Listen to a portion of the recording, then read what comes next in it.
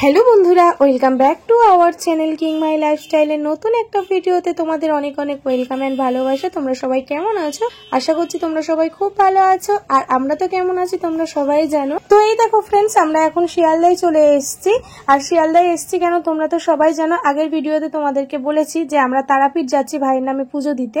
তো শিয়ালদায় দেখো, তোমরা অনেকেই জানো শিয়ালদাটা খুব সুন্দর করে সাজিয়েছে, তাই ভাবলাম ভিডিওতে তোমাদের সাথে একবার শেয়ার করি। তো এই দেখো, আমরা শিয়ালদা স্টেশনের মধ্যে ঢুকে গেছে, আর এইদিকে মাইকে বলছে তুই একটু হাই কর। ও তো খুব অনিচ্ছাকৃত সহ হাই করলো তোমাদেরকে। তো যাই হোক, আমাদের ট্রেনের টিকিট কাটা হয়েছিল কিন্তু কনফার্ম হয়নি, আর এখন ট্রেন দিয়ে দিয়েছে। আমরা জেনারেল বগিতে উঠেছি, অনেক সিট পাওয়ার জন্য রেশারেশি চলছিল, তার মধ্যে দিয়ে ভাগ্যে আমরা সিট পেয়ে গেছি। একটু চিন্তা ভাবনার মধ্যে ছিলাম যে এতজন সবাই মিলে যাচ্ছি, যদি সিট না পাই এত দূরের রাস্তা কি হবে।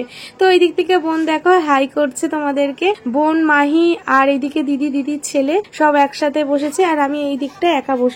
তো চলো আমরা যাচ্ছি কেমন ভাবে সেটাই তোমাদের সাথে শেয়ার করছি। শুধু মিস করছি ভাইকে, মাকে, বোন রয়েছে সেই বোন যেতে পারিনি, 3 জন যাচ্ছে না, তাছাড়া আমরা সবাই যাচ্ছি।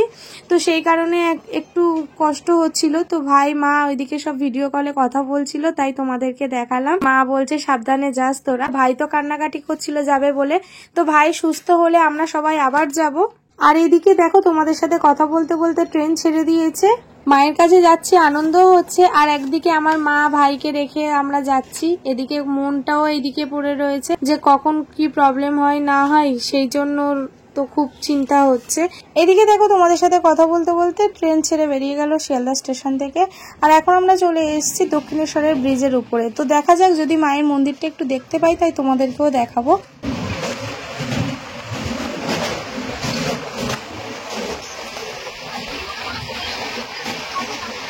ট্রেনটা স্পিডে বেরিয়ে গেল, তাই মায়ের মন্দিরটা দেখতে পেলাম না। আর এখন আমরা চলে এসেছি বর্ধমানে। আর এদিকে তোমাদের দাদাভাই স্টেশনে নেমেছে, তো আমি বললাম একটু আমার ভিডিওটা করে দাও।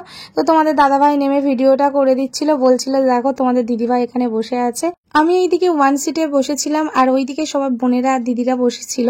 যাই হোক, জেনারেল বগিতে এত সুন্দরভাবে আমরা আসতে পারবো ভাবতে পারিনি। তো যাই হোক, মায়ের কাছে যাচ্ছি, মা আমাদের কষ্ট দিয়ে নিয়ে যাবে না, কারণ মা যাচ্ছে না, আর মা কখনো চাইবে না সন্তানদের কষ্ট দিয়ে নিয়ে যেতে। আমাদের এক মা যাচ্ছে না, আর আরেক মায়ের কাছে আমরা যাচ্ছি।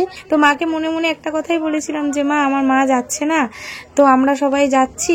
কেমন একটা মনের মধ্যে ফিল হচ্ছিল, মাকে ডেকেছি। তো যাই হোক, মা আমাদের কোনো কষ্ট দিয়ে নিয়ে গেল না। তো অনেক ঘটনা ঘটেছে, সেগুলো তোমাদের সাথে পরে শেয়ার করব।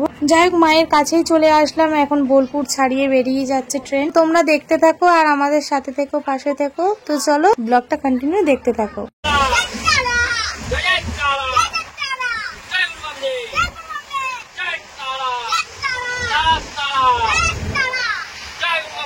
আমরা চলে এসেছি রামপুরহাট স্টেশন।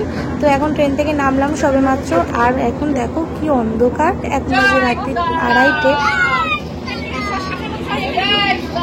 এই ট্রেনটাতে আমরা এসেছি, আর এখন কি অন্ধকার, তোমাদেরকে দেখাতে পাচ্ছি না ঠিকঠাক মতো। তো তোমরা দেখতে পাচ্ছ কিনা জানি না, কমেন্ট করে জানিও। এখন আমরা ট্রেকারে করে যাব। তো চলো স্ট্যান্ডে যাই, স্ট্যান্ডে গিয়ে তোমাদের সাথে দেখা হচ্ছে।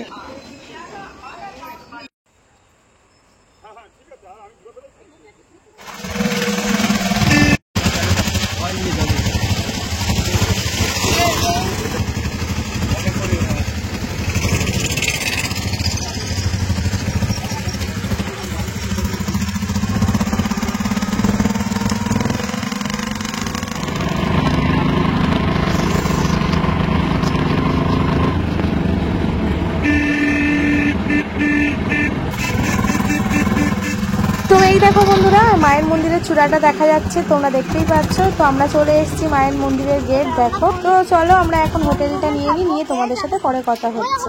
হোটেলে আসার পর তোমাদের সাথে আর কথা বলতে পারিনি, কারণ শরীর আর একদমই দিচ্ছিল না। তো যাই হোক, হোটেলে ঢুকেছি তখন 3টে 3:30 হবে। তো ঢোকার পর একটু সবাই যে যার মতো রেস্ট নিয়ে নিয়েছি। এখন বাজে সকাল 5:30।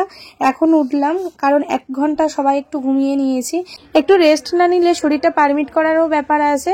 তো যাই হোক, সবাই একটু করে রেস্ট নিয়ে নিলাম, আর এখন যাব মন্দিরে পুজো দিতে। তো বোন এখন গেছে স্নানে, তো বোন বেরালে আমি যাব, কারণ এইদিকে দেখো বোন রেডি হয়ে গেছে আর সবাই রেডি হয়ে গেছে।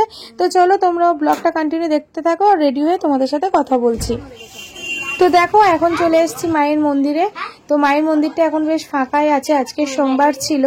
তো আমরা সবাই মিলে চলে এসেছি, সবাই বলতে সব বোনেরাই এসেছি, আর কেউ আসেনি। তো মায়ের পুজো দেওয়ার কথা ছিল, তোমাদেরকে বললাম কালকে মঙ্গলবার, তো কালকে ভাইয়ের নামে পুজো দেওয়ার কথা।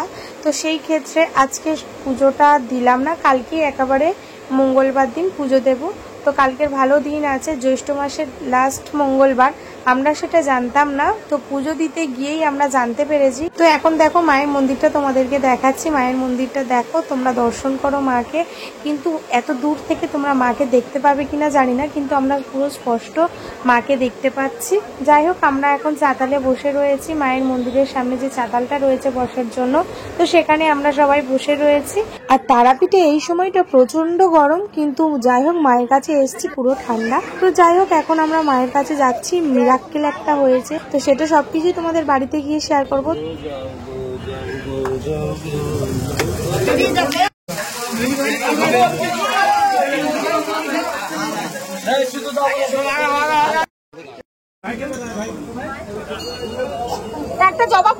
আমরা মাকে দর্শন করে হোটেলে চলে এসেছি। আমরা ভাবতেই পারিনি যে মাকে আজকে এইভাবে দর্শন করতে পারবো। তো যাই হোক, এই দেখো মায়ের প্রসাদ, তো মায়ের প্রসাদটাও পেয়ে গেছি, দুপুরের অন্নভোগ। মাই আর তোমাদের দাদাভাই যায়নি, তো ওদের দুজনের জন্য অন্নভোগটা নিয়ে এসেছি। তো চলো আজকের ভিডিওটা এখানেই শেষ করছি।